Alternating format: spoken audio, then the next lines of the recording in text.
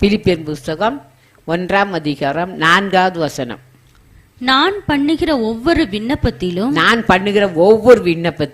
உங்கள் அனைவருக்காகவும் நாங்கள் அனைவருக்காகவும் எப்போதும் சந்தோஷத்தோட விண்ணப்பம் பண்ணி என்னடா செவமணி சும்மா செவமணி சொல்றாங்க, அப்படி இருக்க கூடாதா?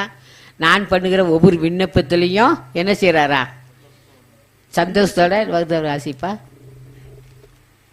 நான் பண்ணுகிற ஒவ்வொரு விண்ணப்பத்திலும் உங்கள் அனைவருக்காகவும் எப்போதும் சந்தோஷத்தோட விண்ணப்பம் பண்ணி எப்பொழுதும் என்ன செய்யறாரா?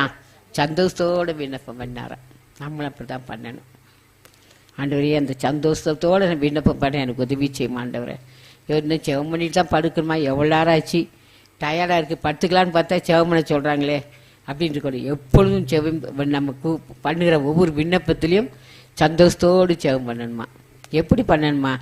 கொலோசியர் 4:2. இடைவிடாமல் ஜெபம் பண்ணுங்க. ஸ்தோத்திரத்துடன் ஜெபத்தில் விழித்திருங்கள். ஸ்தோத்திரத்தோட என்ன செய்யணுமா? ஜெபத்துல விழித்திருக்கணும். ஜெபம் பண்ண போது இனி சம்பவிக்கிற எல்லாத்துக்கும் நான் தப்பு வைத்து அது மாத்திரம் தப்பு வைக்கிற தேவன் மாத்திரல என்ன செய்யறாரா? மனுஷகுமாரனாக இயேசுக்கு முன்பாக நிற்க பாத்திரம் என்ன படணும்? என்ன செய்யணும்? எப்போதும் ஜெபம் பண்ணி விழித்திருக்கணும். நம்ம பண்ணுகிற ஒவ்வொரு விண்ணப்பத்திலையும் சந்தோஷத்தோடு ஜெபம் பண்ணணும். ஐயோ, ஜெபம் பண்ணணுமே, நேரம் வேற ஆச்சு, இப்போ ஜெபம் பண்ணிட்டு தான் படுக்கணுமா அப்படின்னு நினைக்காங்க. எல்லார் குடும்பத்திலையும் ஜெபம் பண்ணுங்க, குடும்ப ஜெபம் பண்ணுங்க.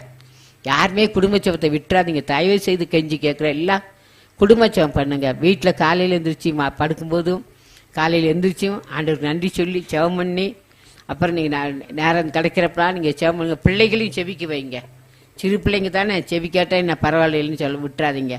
சிறு பிள்ளைகளையும் செவிக்க வைங்க.